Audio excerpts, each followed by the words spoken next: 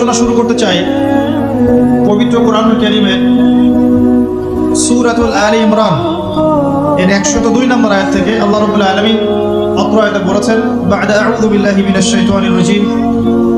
আল্লাহ রাব্বুল আলামিন বলছেন, ইয়া আইয়ুহাল্লাযীনা আমানু, হে মুমিনগণ, তোমরা যারা ঈমান এনেছো, ইত্তাকুল্লাহ, তোমরা আল্লাহকে ভয় করো, ওয়ালা তামুতুন্না ইল্লা ওয়া আনতুম মুসলিমুন। এর আগে আল্লাহ পাক বলছেন হাক্কা তুকাতিহ, ভয় করার মতো করে ভয় করো, ওয়ালা তামুতুন্না ইল্লা ওয়া আনতুম মুসলিমুন, পরিপূর্ণ মুসলিম না হয়ে কেউ মৃত্যুবরণ করো না। আল্লাহ পাক এখানে মুমিনদেরকে বলছেন, ইয়া আইয়ুহাল্লাযীনা আমানু, হে মুমিনগণ। কারা মুমিন? উত্তর পেতে হলে চলে যেতে হবে হাদিসে জিবরিলে। কোন হাদিস? হাদিসে জিবরিল, সহিহ মুসলিম হাদিস নাম্বার 9, মিশকাত হাদিস নাম্বার 2। রাসূলুল্লাহ সাল্লাল্লাহু আলাইহি ওয়াসাল্লাম মসজিদে বসে আছেন, এমন সময় একজন ব্যক্তি মসজিদে প্রবেশ করলেন। আমার কি ভাষা বুঝতে পারছেন? আচ্ছা, আমি চট্টগ্রামে গেলে বিপদ, চট্টগ্রাম, কক্সবাজার, সিলেট, আমি কোনো ভাষা বুঝি না। আমার ভাষা মানুষ বোঝে কিনা আমি তাও কনফিউজ থাকি। তো যাই হোক, আমি সরল বাংলায় বলার চেষ্টা করছি। আল্লাহ পাক বলছেন, হে মুমিনগণ। কারা মুমিন? উত্তর আছে হাদিসে জিবরিলের মধ্যে। জিবরাইল আলাইহিস সালাম মানুষের রূপ ধরে মসজিদ নববীর মধ্যে আসলেন এবং সাহাবীদের সামনেই আসলেন। সাহাবীদের সামনে মানুষের রূপ ধরে জিবরাইল আলাইহিস সালাম এই একবারই এসেছেন, ইতিহাসে একবার এসে নবী সাল্লাল্লাহু আলাইহি ওয়াসাল্লামকে জিজ্ঞাসা করছেন 4টা প্রশ্ন। কয়টা প্রশ্ন? 4টা। 1 নম্বর জিজ্ঞাসা করছেন, ইয়া মুহাম্মদ, নবী সাল্লাল্লাহু আলাইহি ওয়াসাল্লাম, হে মুহাম্মদ সাল্লাল্লাহু আলাইহি ওয়াসাল্লাম, আখবিরনি আনিল ইসলাম, আমাকে ইসলাম সম্পর্কে বলুন। নবী সাল্লাল্লাহু আলাইহি ওয়াসাল্লাম বলেন, ইসলাম হচ্ছে আন তাশহাদা আন লা ইলাহা ইল্লাল্লাহ ওয়া আন্না মুহাম্মাদান আবদুহু ওয়া রাসূলুহু। ইসলাম হচ্ছে এই সাক্ষ্য দেয়া যে আল্লাহ ছাড়া কোনো ইলাহ নেই এবং মুহাম্মদ সাল্লাল্লাহু আলাইহি ওয়াসাল্লাম আল্লাহর বান্দা এবং রাসূল। এটা হলো প্রথম, অর্থাৎ কালিমা লা ইলাহা ইল্লাল্লাহ। এর অর্থ হচ্ছে আল্লাহ ছাড়া আমি কারো বিধান মানতে পারবো না। কথা কি বোঝা যায়? আল্লাহ ছাড়া আমি কারো দাসত্ব করব না। আল্লাহ ছাড়া কেউ আমার রব নয়, কেউ আমার রিজিক দাতা নয়, কেউ আমার জীবন দাতা নয়, কেউ আমার মৃত্যু দাতা নয়, এমনকি আল্লাহ ছাড়া বিধান দেওয়ার মালিকও কেউ না। মুহাম্মদুর রাসূলুল্লাহ, অর্থাৎ আল্লাহকে পাওয়ার জন্যে যে তরিকা, মুহাম্মদ সাল্লাল্লাহু আলাইহি ওয়াসাল্লামের পথ পদ্ধতি অনুসরণ করতে হবে। এই তরিকার বাইরে অন্য কোনো তরিকা ফলো করা যাবে না। হ্যাঁ, তবে তার তরিকা ফলো করা যাবে যার কথা এবং কাজ নবীর সাথে মিলে যায়। আলহামদুলিল্লাহ, যারটা মিলে না তারটা নেওয়া যাবে। মুহাম্মদ রাসূলুল্লাহ মানে নিজের মন গড়া কোনো কাজ করা যাবে না। ইবাদত করার ক্ষেত্রে প্রত্যেকটা কাজ নবী সাল্লাল্লাহু আলাইহি ওয়াসাল্লামের সুন্নাত মোতাবেক করতে হবে। মুহাম্মদ রাসূলুল্লাহ সাল্লাল্লাহু আলাইহি ওয়াসাল্লাম। 2, ওয়া আন তুকিমাস সালাহ, তুমি 5 ওয়াক্ত সালাত আদায় করবে। একটা হাদিসের মধ্যে এসেছে, মান তারাকা সালাতা মুতাআম্মিদান ফাকাদ কাফার। নবী সাল্লাল্লাহু আলাইহি ওয়াসাল্লাম বলেছেন, কোন ব্যক্তি যদি, মুসলিম ব্যক্তি, ইচ্ছাকৃতভাবে তার উপর অর্পিত ফরজ নামাজ ছেড়ে দেয়, সে ব্যক্তি কুফরি করলো। কি করলো? আর মুয়াজ বিন জাবাল রাদিয়াল্লাহু আনহু নবীজি বলছেন, মান তারাকা সালাতা মুতাআম্মিদান ফাকাদ বারিআত মিন যিম্মাতিল্লাহ। যে ব্যক্তি তার উপর অবধারিত ফরজ নামাজ ছেড়ে দেয়, সে যেন আল্লাহর জিম্মেদারি থেকে মুক্ত হয়ে গেল। আল্লাহর কোনো জিম্মেদারি নাই তার উপর। 90% মুসলিমের দেশে এটা খুবই দুঃখজনক যে আমাদের মধ্যে বেশিরভাগ মানুষ 5 ওয়াক্ত নামাজ পড়ে না। শুধু বড় গলায় কি 90% মুসলিম বললে হবে? যখন 90% মুসলিমের দেশের 100% মুসলিম 5 ওয়াক্ত নামাজ পড়বে, ইসলাম এমনি এমনি প্রতিষ্ঠা হয়ে যাবে ইনশাআল্লাহ তাআলা। যখন মুসলিম কান্ট্রির বেশিরভাগ মানুষই নামাজি হবে, ইনশাআল্লাহ আল্লাহর জমিনে আল্লাহর দিন প্রতিষ্ঠা হয়ে যাবে ইনশাআল্লাহ। আমরা যদি নামাজ আদায় না করি, দিন কি প্রতিষ্ঠা হবে ভাই? আমরা তো আমাদের দেহের উপরেই দিনটা প্রতিষ্ঠা করতে পারলাম না। পরিবারে করব কিভাবে, সমাজে কিভাবে করব, আর বিশ্বে কিভাবে করব? তবে আলোচনার একটা উদ্দেশ্য বলে দিয়ে থাকি, আগেই বলে দিই, ইসলাম দিয়ে পৃথিবী শুরু হয়েছে, নবী দিয়ে সভ্যতা শুরু হয়েছে, ইসলাম দিয়েই পৃথিবী শেষ হবে, নবী দিয়েই সভ্যতা শেষ হবে ইনশাআল্লাহ। শুরু হয়েছে আদম আলাইহিস সালামকে দিয়ে এবং শেষ হবে ইনশাআল্লাহ তাআলা নবী ঈসা আলাইহিস সালামকে দিয়ে। এই কথাটা মাথায় রাখবেন। ইহুদিরা অপেক্ষা করে বসে আছে। কিসের অপেক্ষায় বসে আছে? সব ইহুদি না অবশ্য, যারা জালেম, জায়োনিস্ট, বদ, এরা অপেক্ষা করে বসে আছে যে শেষ জামানায় তাদের একজন মাসিহ আসবে। কি আসবে? মাসিহ মানে ত্রাণকর্তা, উদ্ধারকর্তা। যেই মাসিহ আসলে পরে তারা সারা বিশ্বটাকে শাসন করবে এই জেরুজালেম থেকে। কোন জায়গা থেকে? নাম শুনছেন? কোন দিকে এটা? ইসরায়েল। ইসরায়েলের না, এটা ফিলিস্তিনের। কার? এই জায়গার মালিক কে? এই জায়গার মালিক আমরা। এটা আমাদের জায়গা। 3টা মসজিদ আপনি সফর করবেন সোয়াবের আশায়। তার সবচেয়ে শ্রেষ্ঠ মসজিদ হারাম মানে মক্কায়। 1 রাকাত নামাজ পড়বেন, 1 লক্ষ রাকাত নামাজের সওয়াব হবে ইনশাআল্লাহ। 2 নাম্বার মদিনা, 1 রাকাত নামাজ পড়বেন, 1000 রাকাত নামাজের নেকি হবে ইনশাআল্লাহ। 3 নাম্বার কি? এই যে আকসা, আমরা তো ভুলেই গেছি। আকসা আমাদের। আকসা কাদের? তারা দখল করে নিয়েছে। আচ্ছা নেক, দখল করেছে আমাদের কারণে, আমাদের দুর্বলতার কারণে। কিন্তু এই ভোগ দখল চূড়ান্ত হবে না, কারণ তারা অপেক্ষা করছে একজন মাসিহের জন্য, যেই মাসিহ আসলে পরে তারা জেরুজালেম থেকে বিশ্ব শাসন করবে। এখন কিন্তু বিশ্বের বড় বড় ডিপার্টমেন্টগুলো ওরা শাসন করে। খেয়াল করেছেন কি? আপনি যে প্রযুক্তি ব্যবহার করেন এগুলোর চাবিকাঠি ওদের হাতে। আপনি যে অর্থনৈতিক সিস্টেমটা ফলো করেন, ব্যাংকিং সিস্টেমগুলোর কথাই বলছি, এর মূল সূত্র কিন্তু ওদের হাতে, সুতা ওদের হাতে লাটাই। ইভেন আমরা যে পলিটিক্যাল সিস্টেমগুলো ফলো করি না, এগুলোর তন্ত্রমন্ত্র ওরাই দিয়েছে। যে মিডিয়াগুলো আছে বিশ্বে বড় বড়, সবকিছু ওদের হাতে। ফাইন্যান্স বলে, ফাইন্যান্স মানে বাণিজ্য, ট্রেড, এগুলো ওদের হাতে। বিশ্বের বড় বড় সেক্টরগুলো ওরা শাসন করছে, এটা সত্য। আরেকটা মারাত্মক কথা হচ্ছে, বিশ্বকে শাসন করতে হলে কিছু অস্ত্র লাগে। কি লাগে? অস্ত্র শস্ত্র ছাড়া হবে না। একটা দেশের সাথে একটা দেশের মনে করেন খারাপ সম্পর্ক, একটা দেশের কাছে আছে দাকুরাল, আর একটার কাছে আছে পারমাণবিক অস্ত্র। কে জিতবে? যার কাছে যত ভারী অস্ত্র আছে, শক্তিশালী, তার দাপট তত বেশি। তো এইসব বড় বড় মারণাস্ত্রগুলো, যেগুলোকে আমরা বলি নিউক্লিয়ার ওয়েপেন্স অথবা বলি থার্মোনিউক্লিয়ার ওয়েপেন্স, এগুলো ওদের হাতে।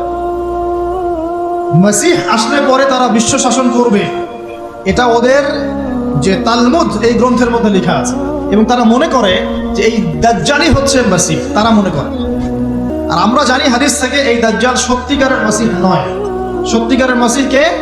ঈসা আলাইহিস সালাম। আল্লাহ পাক ঈসা আলাইহিস সালামের হাতে এই মিথ্যা মাসিহকে মেরে ফেলবেন প্যালেস্টাইনের বাবেলুদ নামক জায়গায়। কোন জায়গা? বাবেলুদ, হাদিসে বর্ণিত আছে। এবং তাকে মারার পরে নবী ঈসা আলাইহিস সালাম সেখান থেকে পুরো বিশ্বে আবারও ইসলামিক একটা খিলাফা কায়েম করবেন ইনশাআল্লাহ তাআলা। এটা হচ্ছে ইসলামের গন্তব্য, এটা হবেই। পৃথিবীর যত পরাশক্তিগুলো আছে এরা সবাই যদি ঐক্যবদ্ধ হয়ে যায় এবং এই ভবিষ্যৎবাণীটাকে মুছে ফেলতে চায়, কশ্চিনকালেও সফল হবে না ইনশাআল্লাহ। কারণ এটা বলেছেন কে? স্বয়ং আল্লাহ এবং তার রাসূল মুহাম্মদ সাল্লাল্লাহু আলাইহি ওয়াসাল্লাম। এটা আমাদের গন্তব্য, এটা সুসংবাদ দিয়ে শুরু করলাম। এখন আল্লাহ পাক আমাদেরকে বলছেন, হে মুমিনরা তোমরা আল্লাহকে ভয় করো। ঈমানদার কারা বোঝাতে গিয়ে হাদিসে জিবরিল আসছে। জিবরাইল আলাইহিস সালাম এসেছেন, জিজ্ঞাসা করছেন ইসলাম কাকে বলে। নবীজি বলছেন আগে কালিমা, তারপরে সালাত। তো সালাতের কথা বলতে গিয়ে ওখানে চলে গিয়েছিলাম। আমরা যদি ইসলামের বিজয় দেখতে চাই তাহলে সবাইকে 5 ওয়াক্ত নামাজ পড়তে হবে। রাজি আছেন তো? আজকে থেকে 5 ওয়াক্ত নামাজ ছাড়বেন? স্পেশালি যুবক ভাই যারা আছো, তোমাদের তারুণ্য আছে, রক্তের উদ্যম আছে, তোমরা চাইলে অনেক কিছুই করতে পারো। অনেক বার্ধক্যে উপনীত হওয়া মানুষ নামাজ পড়তে চায় কিন্তু পড়তে পারে না। তরুণদের কাছে আল্লাহ পাক সুযোগ দিয়েছেন। আর ইসলামের বিরোধী শক্তি যারা আছে তারা খুব ভালো করেই জানে কিন্তু যে ইসলামের বিজয়ে সবচেয়ে বড় ভূমিকা রাখতে পারে তরুণ সমাজ, যুবক সমাজ, যুব সমাজ, তরুণ প্রজন্ম। এ কারণেই তো দেখবেন তরুণ প্রজন্মকে তাদের উদ্দেশ্য থেকে সরিয়ে দেওয়ার জন্য তারা আপনার সামনে অনেকগুলো টোপ দিয়ে দিয়েছে। দেখাবো টোপ কয়েকটা। 1 নম্বর টোপ দিয়েছে মেয়ে, নারী জাতি। মেয়েদেরকে বেপর্দা করে তোমার সামনে উপস্থাপন করে দিয়েছে, ফ্রি মিক্সিং। এখন তুমি আর ঈমান ধরে রাখতে পারছো না। এটা পরিকল্পিত ছিল, কারণ আল্লাহ পাক বলেন যুজ্জিনা লিন-নাস হুব্বুশ শাহাওয়াতি মিনান নিসা। মানুষের জন্য সবচেয়ে যে আকর্ষণীয় বিষয়গুলো তার মধ্যে 1 নম্বর হচ্ছে মহিলা, মানে মেয়ে, নারী জাতি। এটা আমাদের কাছে সবচেয়ে আকর্ষণীয়। আল্লাহ পাকের সবচেয়ে সুন্দর সৃষ্টিকে মানুষ না, মানুষের মধ্যে আল্লাহ পাকের সবচেয়ে শ্রেষ্ঠ সৃষ্টিকে নারী জাতি। আল্লাহ পাক তাদেরকে সুন্দর করে সৃষ্টি করেছেন, তাই নাকি? এই কারণে পুরুষদের সবচেয়ে আকর্ষণের জায়গা কোনটা? নারী জাতি। এই কারণে মেয়েদেরকে বেপর্দা করে তোমার সামনে ছেড়ে দেওয়া হয়েছে। জেনা বেড়েছে, ব্যভিচার বেড়েছে, ফ্রি মিক্সিং বেড়েছে, ধর্ষণ বেড়েছে, এই যে হারাম প্রেমের সম্পর্কগুলো বেড়েছে। যুবকেরা তাদের জীবনের উদ্দেশ্য ভুলে গেছে। আমার কথা কি বুঝতে পারছেন? আচ্ছা, এটা এক নাম্বার। দুই, মাদক। মাদক, যুবকদের সামনে মাদকের সহজলভ্যতা। চাইলেই হাত বাড়ালেই মাদক, হাত বাড়ালেই ইয়াবা, হাত বাড়ালেই ফেন্সিডিল, হাত বাড়ালেই হেরোইন, তাই না? কথা ঠিক না ঠিক? যদি কেউ চায় যে আমি আজকে রাত্রে মাদক খাবো, সে পারবে, হাত বাড়ালেই পারবে। এখনকার সমাজ এমন, যদি কেউ চায় যে আজকের রাত্রে আমি পতিতালয়ে গিয়ে রাত কাটাবো, সে পারবে। 500 টাকা 1000 টাকার বিনিময়ে মানুষ এখন জেনা করতে পারে না? 5 টাকা 10 টাকা 50 100 টাকা দিয়ে মানুষ এখন ইয়াবা কিনে খেতে পারে। আর যারা সীমান্তবর্তী অঞ্চলে আছেন তারা আরো ভালো জানেন আমার কথা কতটুকু সত্য কতটুকু মিথ্যা। যুবকদের সামনে মাদক এমনি এমনি দেওয়া হয় নাই। উদ্দেশ্য কি? তোমার দ্বারা ইসলামের বিজয় সম্ভব ছিল।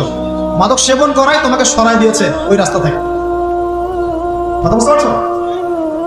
খুব সতর্ক। 3 নাম্বার, জুয়া। জুয়া তোমার সামনে জুয়া দিয়ে দিয়েছে। জুয়া, ফুটবল বিশ্বকাপ হইলে জুয়া, IPL হইলে জুয়া, BPL হইলে জুয়া, ফুটবল ফিফা হইলে জুয়া। জুয়া খেলে না মানুষ। আর যে যুব সমাজ তাদের জীবনের উদ্দেশ্য জানে না, তাদের পক্ষেই সম্ভব এইসব মেসি, আর্জেন্টিনা, ব্রাজিল এইসব নিয়ে ব্যস্ত থাকে। যারা নিজেদের জীবনের উদ্দেশ্য জানে তাদের জন্য কোশ্চিনকালেও এখানে সময় নষ্ট করা সম্ভব না। দুনিয়ার জীবনটা কি খেলতামাশা? দুনিয়ার জীবনটা কি খেলতামাশার জন্য? আল্লাহ পাক যে হায়াতটা দিয়েছেন, ধরেন 50, 60 বা 100 বছর, এই হায়াতটা কে দিয়েছেন? এই সময়টার মালিক কে? তাহলে আল্লাহ যদি সময়ের মালিক হয়, আমি কেন সময় 1 ঘন্টা অপচয় করবো ওখানে বসে বসে? এই সময়টাকে আমার নাকি? সময়টা আমার বাপের নাকি? সময়টা কার? আল্লাহ। আল্লাহর দেওয়ার সময় আমি টিভি সেটের সামনে বসে বসে 1.5 ঘন্টা নষ্ট করে ফেললাম। খেললো 2টা দল, তালি বাজাচ্ছে আমি, মাশাআল্লাহ। কালকে দেখলাম কক্সবাজার থেকে আসার সময় রাস্তা ব্লক, পুরা একটা দল জিতেছে, পুরো রাস্তা ব্লক, হাঁটা যাচ্ছে না, মিছিল, পাগলের মতো মানুষ মোটরসাইকেলে ছুটছে, গাড়ি নিয়ে ছুটছে, সিগারেট খাচ্ছে, আরো যে কি খাচ্ছে, মেয়ে নিয়ে ঘুরছে, আর একটা পতাকা নিয়ে ঘুরছে। যে দেশের পতাকা নিয়ে ঘুরছে ওই দেশ জানেও না মনে হয় যে এই দেশে এই আমার সাপোর্টার আছে। হ্যাঁ, আর খেয়াল করে দেখবেন এই আয়োজনগুলো এখন করানো হচ্ছে মুসলিম দেশগুলোকে দিয়ে। মানে মুসলমানদের অবস্থা দেখলে এখন মনে হচ্ছে সুবহানাল্লাহ, যে হারাম একটা কাজকে জায়েজ করার যে কত তরিকা বের হয়েছে এখন। একটা মুসলিম কান্ট্রি জিতেছে, মানে ভাবখানা এমন যে এই জেতার ফলে আমরা ইসলামী খেলাফত কায়েম করে ফেলেছি। ভাবখানা এমন যে কুফফারদের সাথে মনে হয় যুদ্ধ জিহাদ করে বিশ্বের বুকে ইসলাম কায়েম করে ফেলেছে। ভাবখানা এমন। এই স্টেডিয়ামগুলো করতে কত কোটি বিলিয়ন বিলিয়ন ডলার খরচ করতে হয়েছে, কত শ্রমিক যে এই স্টেডিয়ামগুলো বানাতে মারা গেছে তোমরা জানোই না। কি হচ্ছে এখানে? পশ্চিমারা আসছে, এনজয় করছে, খেলাধুলা হচ্ছে। বিষয়টা কি জানেন? আমাদেরকে এই খেলাধুলার অহেতুক কাজে ব্যস্ত করে দিয়ে ওরা ওদের এজেন্ডা বাস্তবায়ন করছে। দেখবেন যখন যখন রমজান মাস আসে তখন তখন দেখবেন মুসলিম কান্ট্রির উপর নির্যাতন বাড়ে। যখন যখন বড় বড় ইভেন্ট হয়, ওয়ার্ল্ড কাপ, এটা সেটা, দেখবেন ভিতরে ভিতরে মুসলিম কান্ট্রির উপর নির্যাতন বাড়তে থাকে। মানুষ একদিকে তাকায় থাকে আর একদিকে উদ্দেশ্য সাধন করতে থাকে। বুঝাচ্ছি বিষয়টা। আপনার 5টা বাচ্চা আছে মনে করেন, খুব জ্বালায়, কান্নাকাটি করে, হইচই করে। আপনি মোবাইল ফোনটা বের করে দিয়ে বলেছেন, বাবা বস, তোরা 5 জন মিলে একটা কার্টুন দেখ, আমি একটু কাজটা করি। দিয়ে দিলেন, ও কার্টুন দেখছে চুপচাপ, কেউ কোনো ডিস্টার্ব নেই। আর বুঝতে পারছেন? আর এই যে বাচ্চাগুলো কার্টুন দেখছে না, এগুলো হচ্ছে আমরা এখন। আর ওই যে কাজ করছে বা এটা হচ্ছে ওরা, পশ্চিমারা। আপনার কথা কি বুঝতে পারেন? আচ্ছা, আমি সহজ করার চেষ্টা করছি। প্রিয় যুবক ভাইরা, মেয়ে তো উন্মুক্ত করে দিয়েছেই, মাদক তো দিয়েছেই, জুয়া দিয়েছে, অহেতুক এসব খেলতামাশা দিয়েছে তোমার সামনে, তোমার সময় কেড়ে নেওয়ার জন্য, তোমার হায়াত কেড়ে নেওয়ার জন্য। তোমার মেয়ে তো উন্মুক্ত করে দিয়েছেই, মাদক তো দিয়েছেই, জুয়া দিয়েছে, অহেতুক এসব খেলতামাশা দিয়েছে তোমার সামনে, তোমার সময় কেড়ে নেওয়ার জন্য, তোমার হায়াত কেড়ে নেওয়ার জন্য। তোমার মূল্যবান হায়াত, যে হায়াতটাকে তুমি আল্লাহর পথে দাওয়াতের কাজে ব্যয় করবা, দিন চর্চার কাজে ব্যয় করবা, আল্লাহর ইবাদতের কাজে ব্যয় করবা, আমর বিল মারুফ নাহি আনিল মুনকারের কাজ করবা, এই সময়টা ওরা কেড়ে নিয়েছে তোমার কাছ থেকে। বুঝতে পারছো না তো? আবার নেশা দিয়ে তোমার ভিতরটা নষ্ট করে ফেলেছে, জেনা দিয়ে তোমার অন্তরের নূর নষ্ট করে দিয়েছে, ফ্রি মিক্সিং দিয়ে জেনা এবং তোমার যে পবিত্রতা, চারিত্রিক পবিত্রতা নষ্ট করে দিয়েছে। আরো দিয়েছে পর্নোগ্রাফি। বেশিরভাগ যুব সমাজ এখন বাসায় গিয়ে রাতের বেলা পর্ন দেখে। দেখা যায় সারাদিন ভালো কাজ করে, বাসায় গিয়ে রাতের বেলা পর্ন দেখে। পর্নোগ্রাফি দেখে না বা দেখে নাই কখনো এমন একটা ছেলে খুঁজে পাওয়া যাবে না। আর যখন আপনি এগুলোতে অভ্যস্ত হয়ে যাবেন, তখন শরীর খারাপ হয়ে যাবে, মন ভালো থাকবে না, আপনি একাকী গোপন পাপ করবেন, শরীর দুর্বল হয়ে পড়বে। একটা মেয়ের দিকে আপনি সম্মানের চোখে তাকাতে পারবেন না, মনে হবে মেয়ে মানেই মনে হয় ভোগের বস্তু। পর্ণে আসক্ত যারা, তারা কোনো কাজে শান্তি পায় না, অস্থির।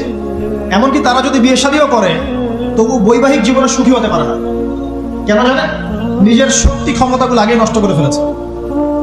এবং অনেকগুলো মেয়ে যখন আপনি দেখবেন নগ্ন, তখন আপনার স্ত্রীকে আপনার কাছে সুন্দর মনে হবে না, মনে হবে এই মেয়ের চেয়ে মনে হয় ওই মেয়েটা সুন্দর, এর চেয়ে মনে হয় ওইটা সুন্দর। আর মেয়ের প্রতি সম্মান তো থাকবেই না, মেয়েকে মনে হবে একটা ভোগের বস্তু। যত বেশি পর্নোগ্রাফি বেড়েছে, তত ধর্ষণ বেড়েছে। দেখেছেন? পর্ন যত বেড়েছে, ধর্ষণ তত বেড়েছে। এমনকি ছোট ছোট বাচ্চারা পর্যন্ত রেহাই পাচ্ছে না। দেখেন না? ছোট ছোট বাচ্চা, 5 বছর 10 বছরের বাচ্চারা, মেয়ে বাচ্চাদের কথা বলছি, এদেরকেও ধর্ষণ করা হচ্ছে। যাদের ঘরে কন্যা সন্তান আছে, তারা খুবই এখন বিপর্যয়ের মধ্যে আছেন আপনারা, আমরা। কারণ সমাজটা তো নষ্ট হয়ে যাচ্ছে। আপনার মেয়েকে কতদিন ধরে রাখবেন? বাইরে তো পাঠাতেই হবে। বাইরে পাঠালে দেখবেন মেয়ের সম্মান নাই, পর্দা নাই, মেয়েকে জোর করে ধর্ষণ করা হচ্ছে। বাসে, ট্রেনে, অটোতে, অমুকে তমুকে, ট্রাকে মেয়েকে ধর্ষণ করা হচ্ছে। আর প্রত্যেক ধর্ষকের তো আর ইসলামিক ভাবে বিচার হচ্ছে না। হচ্ছে? যদি একটা এলাকায় ধর্ষণ হতো আর ধর্ষককে জনসমক্ষে ডেকে ফাঁসি দেওয়া হতো না, তাহলে দেখতেন যে ওই এলাকায় ধর্ষণ বাড়তো না, কমে যেত। যদি একটা এলাকার চোরদেরকে জনসমক্ষে নিয়ে এসে হাত কেটে ফেলা হতো, তাহলে বুঝতেন চুরি কাকে বলে। ভয়ে চুরি করতে পারতো না মানুষ। আর ভাগ্য ভালো যে এই নিয়মগুলো এখন নাই। কেন ভাগ্য ভালো বললাম? ভাগ্য ভালো কেন বললাম? কারণ এই নিয়ম যদি এই মুহূর্তে চালু করা হয়, এই মুহূর্তে যে এখন এই সেকেন্ডের মধ্যে চালু করা হয়, তাহলে অনেক বড় বড় রাঘব বোয়াল যারা আছে ওদের হাত থাকবে না। বুঝতে পারছেন না? কেউ চুরি করে সিসকা চোর বলি আমরা, না কি বলেন আপনারা? ছিচকা চোর বলেন। কেউ আছে চুরি করে, কুকুর চুরি করে। সিসকা চোরকে ধরতে পারলে রাস্তাঘাটে কি মাইকটা দেওয়া হয়, তাই না? মনে হয় যে নিজের শক্তি খাটানোর একটাই জায়গা চোর পিটানো। মসজিদে যদি একটা চোর ধরা পড়ে, কি মাইকটা মারে, খুঁটির সাথে বেঁধে একদম জুতা স্যান্ডেল দিয়ে। আর সামনে যে পুকুর চুরি করে বসে আছে, কিছুই করতে পারতেছে। কি কথা মিথ্যা কথা বলছে? যদি একটা মুসলিম রাষ্ট্রের মধ্যে দুর্নীতি না থাকতো না, মুসলিম রাষ্ট্র বিশ্বকে নেতৃত্ব দিত ইনশাআল্লাহ। যদি কোনো মুসলিম রাষ্ট্রের মধ্যে দুর্নীতিটা না থাকতো না, তাহলে দেখতেন ওই রাষ্ট্র অবশ্যই বিশ্বকে নেতৃত্ব দিত ইনশাআল্লাহ। আলেম ওলামার সহবত লাগবে, একা একা চলা যাবে না। আপনি যে আলেম ওলামাদেরকে হক্কানি মনে করেন, আপনার দৃষ্টিতে তাদের কাছেই আপনি পড়ে থাকেন, কোনো সমস্যা নেই। পরামর্শ ভিত্তিক চলবেন এবং আলেমদের মাঝখানে বিভক্তির সৃষ্টি করবেন না, ঐক্যবদ্ধতার চেষ্টা করবেন। আল্লাহ তৌফিক দান। আর দুটো হচ্ছে, আপনার পরবর্তী প্রজন্ম, বাচ্চা কাচ্চা যারা আছে, তাদেরকে এখন থেকেই পরিপূর্ণ মুসলমানের মতো গড়ে তুলবেন। আইডল দিবেন। তোমাদের আইডল হচ্ছে ওমর রাদিয়াল্লাহু আনহু, তোমাদের আইডল খালিদ বিন ওয়ালিদ, তোমাদের আইডল আলী রাদিয়াল্লাহু আনহু, তোমাদের আইডল আবু বকর সিদ্দিক, তোমাদের আইডল হচ্ছে তারেক বিন জিয়াদ, মোহাম্মদ বিন কাসেম। এই যে আপনাদের এই এলাকায়, চিটাগাং এলাকায় কত আলেম ওলামা, ওলিয়া উলিয়ার পদচারণা ঘটেছে জানেন? ইভেন আপনি ইতিহাস পড়তে পড়তে শেষ করতে পারবেন। সেই মুঘলদের আগে পর্তুগিজরা, তার আগে আরো মানুষ এসেছে, আরো বণিকরা এসেছে, সুফি দরবেশরা এসেছেন, পীর সাহেবরা এসেছিলেন, বড় বড় আল্লাহর ওলিরা এসেছেন, আসেন নাই? অনেক যুদ্ধ বিগ্রহ, জিহাদ হয়েছে এখানে। এমনি এমনি তো ইসলাম পাইনি, এলাকার মানুষ প্রতিষ্ঠা করা হয়েছিল। ইবনে বতুতা এখানে এসেছিলেন, হিস্ট্রি পড়ে দেখেন। তো আমাদের পরবর্তী জেনারেশনকে শেখাতে হবে আমাদের শেকড় কোনটা, আমাদের শেকড় ওদেরকে চেনাতে হবে। পারবো না ইনশাল্লাহ? আর সবশেষ কথা হচ্ছে ভাই, যে আমাদের মা বোনদেরকে খাস পর্দায় রাখার চেষ্টা করেন, কোনোভাবেই যেন তাদের ইজ্জত আবরু কেউ সম্ভ্রম নষ্ট করতে না পারে। আল্লাহ পাক আমাদের সবাইকে এই আদর্শগুলো মেনে চলে তৌফিক এনায়েত করুন। আমিন। أقول قولي هذا أستغفر الله لي ولكم ولسائر المسلمين بارك الله لنا ولكم.